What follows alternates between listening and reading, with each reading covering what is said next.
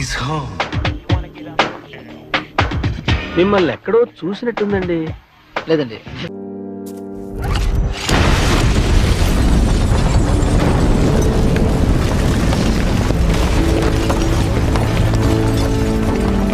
ఇప్పుడు టాక్సిక్ అనగానే నేనేమనుకుంటున్నాను, నిజంగా ఇది స్పైయో లేకపోతే ఏమన్నా సోల్జరో, సీక్రెట్ సోల్జరో సంథింగ్ అలా అనుకున్నాను అనమాట. నిజంగా మళ్ళీ గ్యాంగ్స్టర్ అనగానే నాకు ఓ రకమైన, అంటే ప్రాబ్లం ఏం లేదు, మంచి కథ ఉంటే, మంచి ఇది ఉంటే ఏదైనా వర్కౌట్ అవుతుంది. కానీ ప్రాబ్లం ఎక్కడ వచ్చిందంటే మన నీలిమామతో.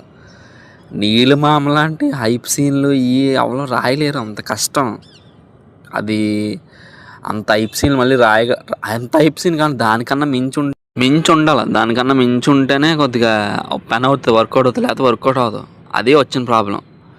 మీకేమైందో చెప్పండి, దాని గురించి లైక్ చేయండి, నచ్చితే సబ్స్క్రైబ్ చేయండి.